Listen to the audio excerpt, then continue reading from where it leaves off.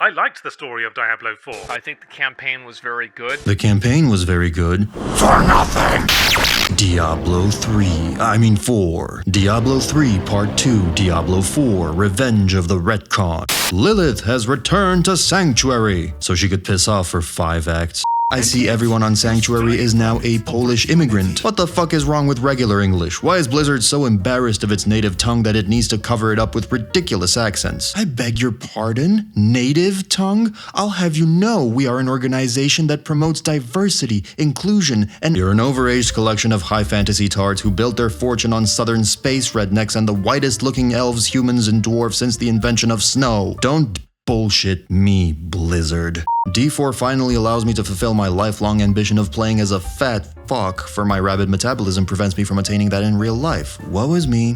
Naturally, my first so-called legendary is a pair of pants. And maybe it's just me, but Boneweave Folds of the Mending Stone doesn't quite sound like the memorable name of a one-of-a-kind piece of gear. Just doesn't roll off the tongue. That's because legendaries aren't legendary anymore. Because uniques make a triumphant return, and those are the actual legendaries. Translation, instead of 3 useless categories of items, we now have 4. Oh, but they're not useless, they have orange text. Yeah, and you notice how the orange texts, aka aspects, are now conspicuously about 3 times less powerful than they were in D3? Coincidence. Itemization is the same piece of dog shit it was in D3. Nothing has changed. Do I want 2% damage versus people with pneumonia, or 2.5% damage versus people between the ages of 27 and 39 who have had chickenpox, gout, and at least 4 bouts of common cold, but no more than 15, and who sexually identify as an oil rig? It's garbage, and I curse it whether I see it in Diablo, The Witcher, Cyberpunk, or anywhere else. You know, contrary to popular opinion, I genuinely don't hate a lot of things. I don't have the energy for it. But there is nothing that I despise with more hatred than Mephisto himself could muster than primary skills. Primary skills, basic attacks, auto attacks, call them whatever you wish. I loathe these things. Okay, let me just whack away at these monsters for 4 hours so I can deal no damage, but build my resource bar. Yes, very good. So then I can dump it all in a couple attacks and actually deal some damage for 3 seconds. Then it's back to chipping at stone with a fucking teaspoon. And given Diablo 4's predilection towards bosses who have more hit points than Lizzo has fat cells, likely because they were designed for group play, not solo play, this means that by the time I finish one boss fight, my children will have already gone through college and developed a coke addiction. Also, I realize I'm probably partially to blame here because I chose to play as a werebear druid who has by far the single lowest damage in the game. But be that as it may, adding class imbalances to D4's list of sins isn't exactly doing it any favors. The core, the very essence of this mechanic,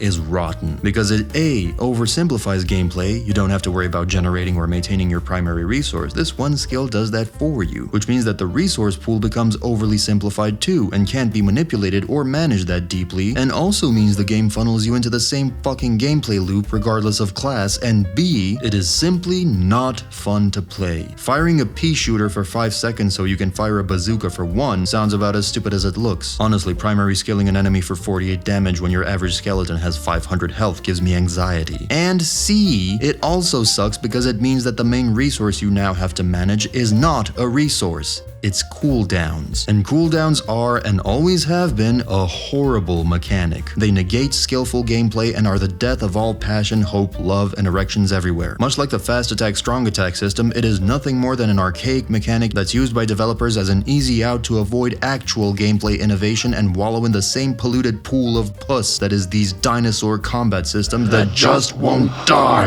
Yes, impressive vistas and grand chambers, but the overall level design is insipid. The whole point of randomized levels especially is that they're treated like mazes with twists and turns where you never know what to expect or which way is the right way and which way leads you to a bunch of virile steroid-enhanced death clan with powerful erections all pointed at your face. Think catacomb levels from D1 or the swampy pits and flare dungeons from D2. Diablo 3 Part 2 Diablo 4 is nothing more than one long corridor interrupted by cutscenes and the occasional dead end you run into because the minimap is too narrow arrow to show you when to take a right while traversing its shit open world, an open world primarily designed to slow you down as much as possible, lest you realize how little actual content hides under the hood.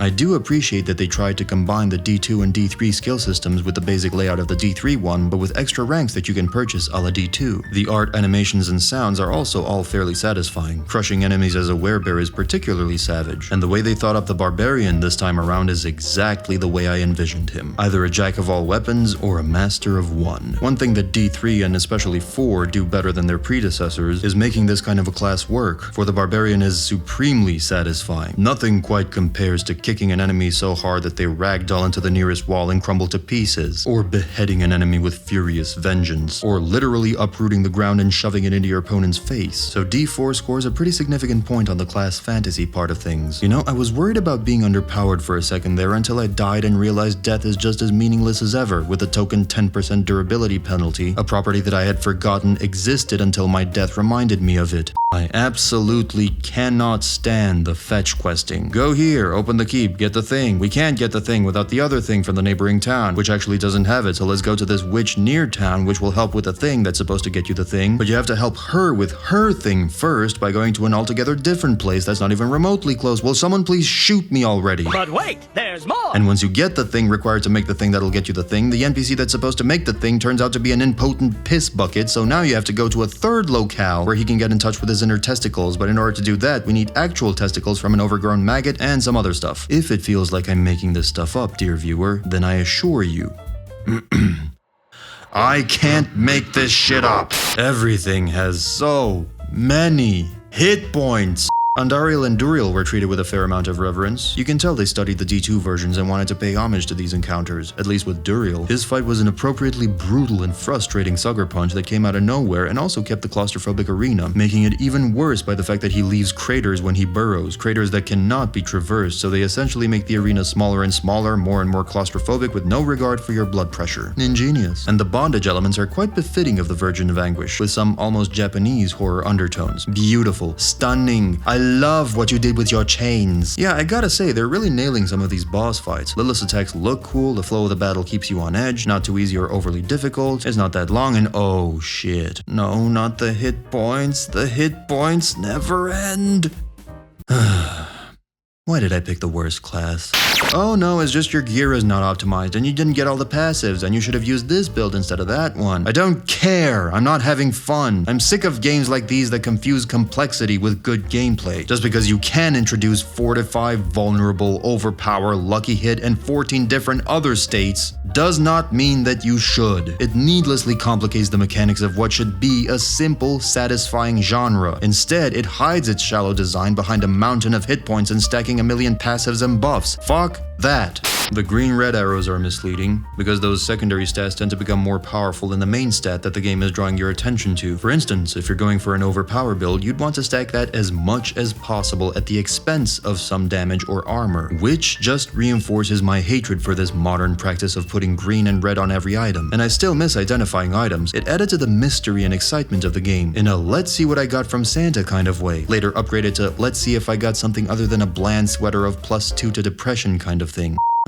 Let's see, what other positives can I point out? The character creator is pretty nice, if that's something you're into. However, I'm still not convinced that each character having their own resource is a meaningful improvement. They all boil down to a standard mana pool more or less. But to the game's credit, it does try to do more interesting things with its character-specific resources this time around. And I will say, some of these dungeons are fairly creative, like the one with the spider legs that get increasingly bigger and more menacing the more you explore the level. Creative in the artistic sense, of course, because in the gameplay sense, they're the same boring, unending corridor that D3 levels were. In my opinion, mounts don't really fit an ARPG. The way these games work is the landscape is littered with monsters, so it becomes a process of constantly getting on and off your horse to kill a wayward mob, or ignoring mobs altogether, which defeats the purpose of having mobs. It's circumventing gameplay, and I wish they'd have learned their lesson by now, since they did the same thing with power leveling and a bunch of other features in D3, but apparently Anakin isn't the only slow learner in town. Also, you have waypoints, so what the fuck.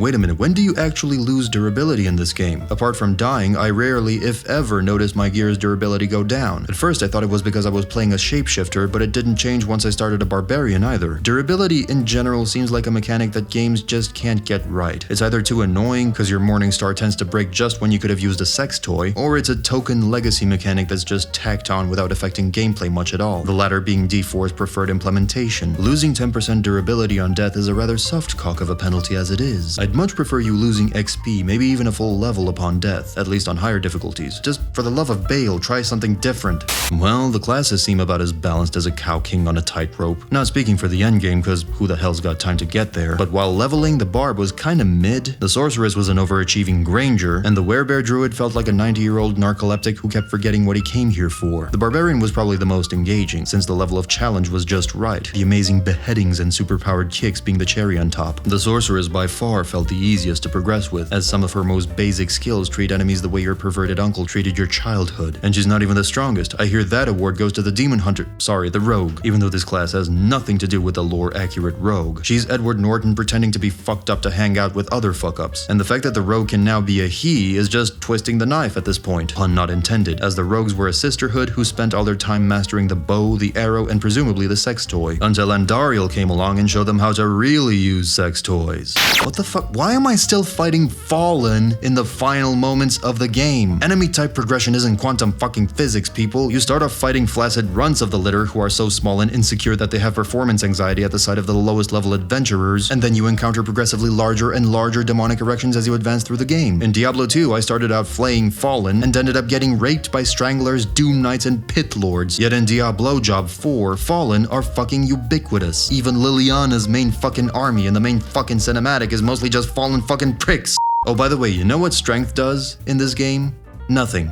It does nothing. It gives you a microgram of armor. Sensational stat system. When I think of the word strength, that's the first thing that comes to mind. The first thing that comes to mind is not feeling pain as much. That's exactly it. Not lifting heavy shit or pushing someone's sternum through their spine. It's definitely not complaining as much when someone does that to you. How can you regress a gameplay system this badly? Diablo 2 had its own issues with strength because it enhanced physical damage, sure, but the formula they used was crap and made damage scaling crap, and thus strength just became a prerequisite stat, something you put points in just enough to be able to wear your preferred gear and otherwise forgot existed. That was bad enough, and yet Duh 4 found a way to make it much, much worse, instead of trying to solve the fucking issue. All the main stats have this problem of being completely defensive in nature, except for willpower, which gives plus 0.5% to overpower, which don't even get me started on those. Damage is no longer good enough in this game. Damage is not damage. Now, if you want to kill stuff, you have to deal some kind of overpower damage, or critical damage, or lucky hit damage, or some other such bullshit. I hear vulnerable damage is where it's at. That's the thing you should prioritize on all your skills and gear. Then you can call yourself a serious adventurer. Well, why can't I just deal damage?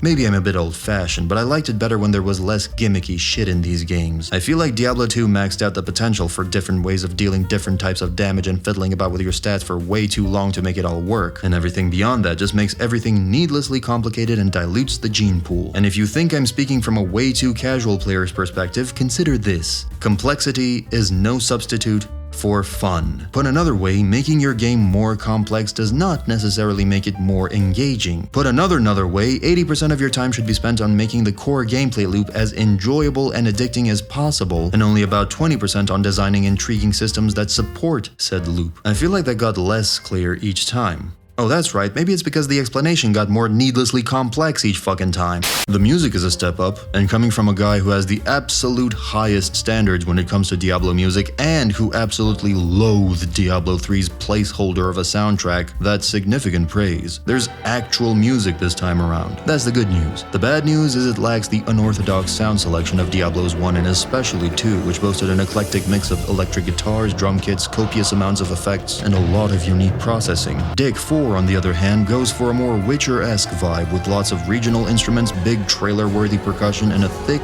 lush overall sound. It's a quarter of the way between the D3 whimpers and what a Diablo score should sound like. The Tristram-like themes are ubiquitous in town areas, which make it Diablo enough, for lack of a better vernacular, but most of the stuff in the danger areas is the same anemic smear from D3 drowned in more reverb than a fucking cathedral in a cave.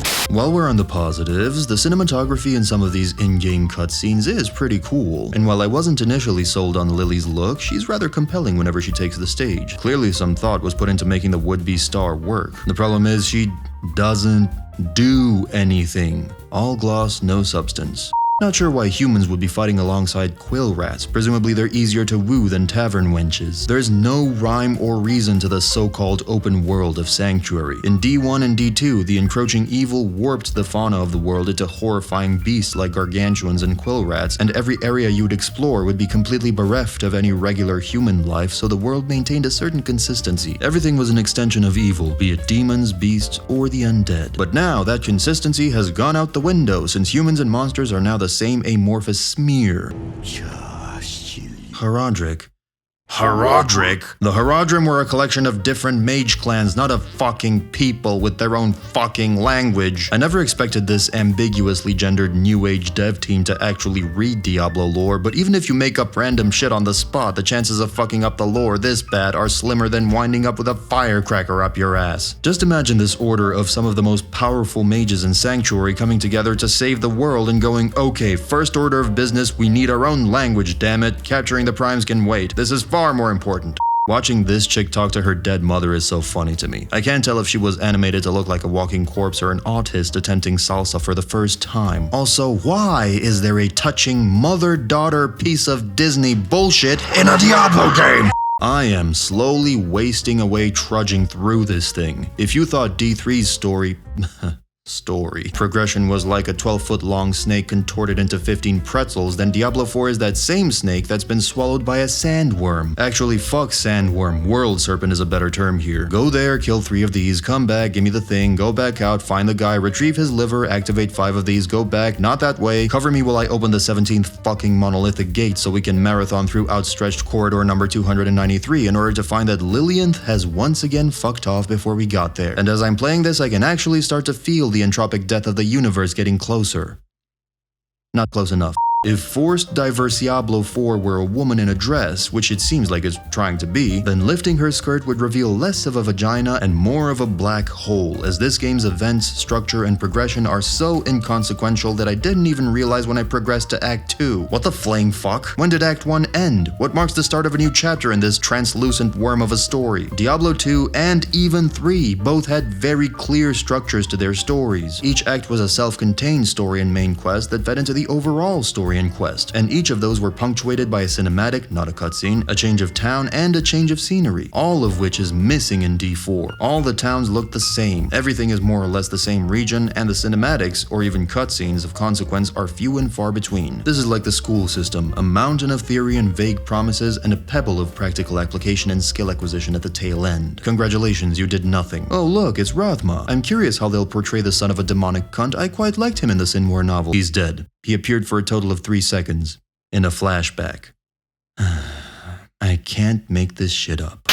The cannibal section was quite fun, a bit brutish as far as horror themes go, but effective nonetheless. You know, Diablo 2's story wasn't any kind of an Oscar bait, and it never claimed to be, but its chapters were fairly engrossing partly because of their clear structure. Each act had a clear end goal that you were working towards that was apparent from the start. Act 1, Rogue Monastery. Act 2, Tomb of Tal Rasha. Act 3, Kurost. Act 4, Hell. Act 5, the Ariat Summit and the World Stone. I have no idea what the hell I'm working towards in Dick 4. The border between acts is non-existent. You spend most of your time trudging from one NPC to the next, devoid of any sense of progress, and the story meanders in a lot of places where it should be kicking into high gear. I mean, the game straight up tells you the doggo's Mephisto. Well, that's a perfectly good mystery ruined. I was expecting some dramatic reveal at an ill-fated turn. Instead, the player character just goes, "You are Mephisto," and he goes, "I am indeed Mephisto. So anyway, go kill these trash mobs for me." I love the part where I climb a fucking mountain, only so that Lorwrath can send me the exact way I came. game. If stalling had a name, it would be Diablo 4. Nothing happens in this game. Everything is a delaying act. Everything is meant to stall your progress, drag things out. Everything looks the same. The open world feels more like the same town copy-pasted over the same stretches of terrain, partly because there's no fanfare for reaching a new town. No one gives a shit. Nothing of note happens. You just stroll right on through like a truck through a gas station. The quests are all meaningless chores with repetitive tasks and dull, one-note characters with accents thicker than my cock. All the villains are wasted, they butchered the lore more than Biden butchers his speeches, and most of the game's energy is devoted to reminding you of that lore and who this demon is and what happened then, instead of crafting a compelling narrative. And don't get me wrong, if you take out the cinematics, D2's story isn't exactly high art either, but its characters are endearing and the chain of events keeps you invested to keep playing and see what happens next. You are chasing the literal incarnations of all evil across the land while also visiting the most enthralling tourist destination Sanctuary has to offer. Okay, now I'm fighting marksmen for no reason. That's just regular ass humans. Just common normos. Guess they didn't like my fashion choices. It's me, Mishi! No, it's not. Invent all the insipid new characters you like, D4, but leave the old ones out of it. This NPC is nothing like Mashif. And this is not a simple case of changing voice actors, because against all odds, this guy somehow developed a hobo Ukrainian accent in his later years. And I guess the implication is that he just went mad with the heat? I might go mad with the heat just to show him how it's done. I'm curious, if you play as one of those cosplayers calling themselves rogues, does he or she comment at all about the so-called Sightless Eye artifact? The D2 rogues were the sisterhood of the Sightless Eye, and I'm pretty sure they weren't all worshipping an oversized belt buckle.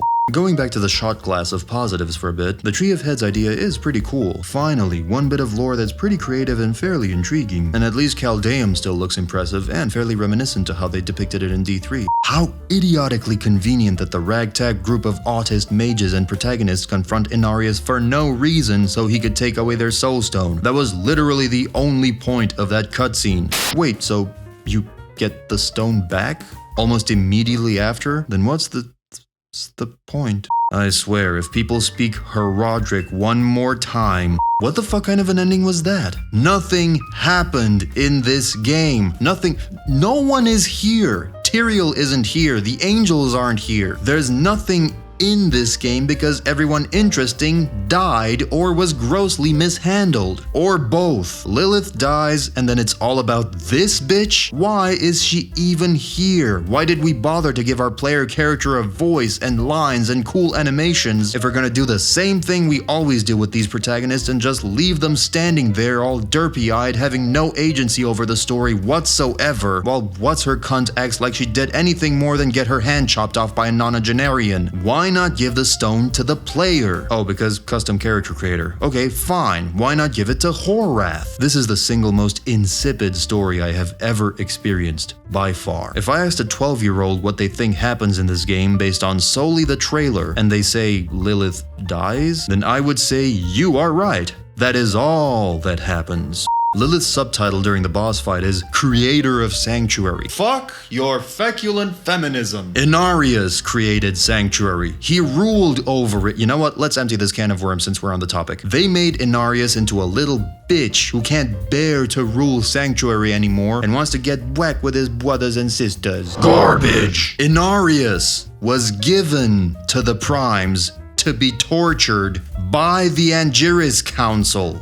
By his brethren. If anything, Inarius should be even more pissed at his cohorts instead of simping for him. Idiots! They had two perfectly good characters with a lot of potential, namely Inarius and Rathma, and they wasted both of them so they could instead focus on DJ Khaled and Leia 2.0. I don't get it. And what the fuck happened to Tragul? They teased that motherfucker all throughout the game and went so far as to kill his disciple and make you follow a giant snake that was apparently unrelated to him, and then nothing. This game is a big pile of nothing. Once again, another interesting character they could have played around with, but no. Let's take a random hobo off the street and slap a legacy character's name on his forehead. Gods, they wasted that bloody wolf plotline. I mean, I like the idea, but they could have done so much more with it. To be fair, the game got somewhat interesting near the end. What with the undercooked Mephisto plotline? The only pre-rendered cinematic, apart from the intro, was saved for near the end. The interesting imagery and artistic expression were reserved for Lilith, who mostly appears near near the end. The deaths, such as they are, were near the end. The actual conflict that we came to see happened at the end. Are you seeing a pattern here? This game was rushed. It was not given the time, the resources, the attention that it needed to fully realize itself. And I can't believe I'm saying this, but had it gotten all of those things, it might have actually